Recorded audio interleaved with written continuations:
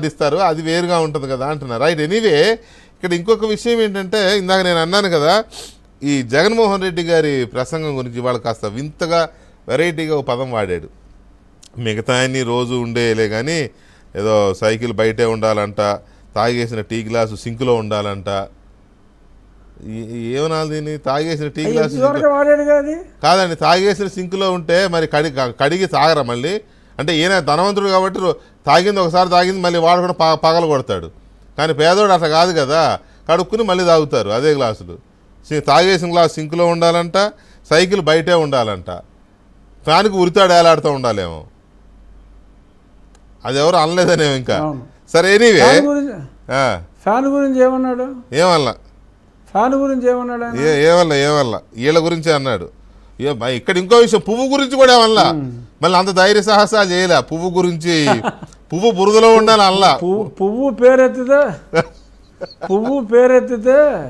అక్కడ ఆపండి, అక్కడ ఆపండి, మీరు అక్కడ ఆపండి. పుష్ప ఫ్లవర్ కాదు అది, పుష్ప ఫ్లవర్ అనుకుంటువా, ఫైర్.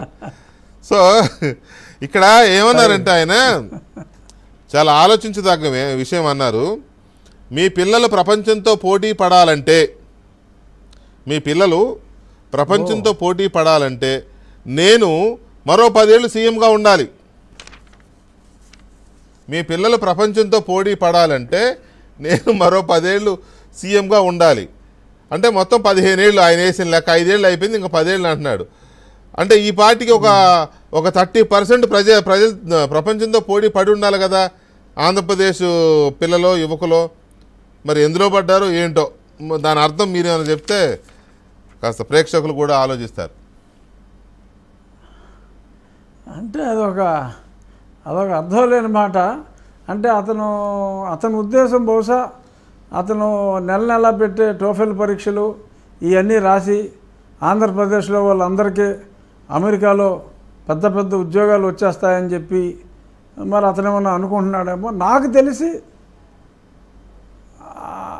ఒక వ్యవస్థని అంత డిస్ట్రక్షన్ చేయటం అనేది మానవ మాతృడి వల్ల కాదు సార్. బట్ అంత డిస్ట్రక్షను ఒక రాష్ట్రాన్ని, బిడ్డల భవిష్యత్తుని సర్వనాశనం చేశాడు. నాకు తెలిసి అతను ఇంకొక 10 సంవత్సరాలు అతను అనుకున్నట్టు పొరపాటున ఉంటే భారతదేశ చిత్రపటంలో ఆంధ్రప్రదేశ్ అనేది ఉండదండి. ఒకప్పుడు ఇక్కడ మనుషులు ఉండేవారంట, ఓ పనికిమాలినోడు ముఖ్యమంత్రి అయిన తర్వాత ఇక్కడ మానవాళి అంతరించిపోయిందంట అనుకునే పరిస్థితే వస్తుంది తప్ప ప్రపంచ పటంలో ఆంధ్రప్రదేశ్ లేకుండా చేయగలడు అతను. నో మ్యాన్ ల్యాండ్ అంటారు కదా, అలా అయిపోద్దా? అందరూ వదిలేసి వెళ్ళిపోతారు. ఆ శ్రీమంతుడి సినిమాలో ఊరు వదిలి వెళ్ళిపోయాడు అని చెప్పి రాజేంద్ర ప్రసాద్ ఎవరో అక్కడ కూర్చొని లెక్కలేస్తూ ఉంటారు. అలాగే లెక్కలేసుకుంటమే ఈ రాష్ట్రంలో ఎవడో ఉండలేడు. ఇతను ఒక తెలివైన అవివేకి. అంతే మరి మన కర్మ. 5 ఏళ్ళు ఎన్నుకున్నందుకే జనం గొక్కెట్టి ఏడ్చేస్తూ ఉంటే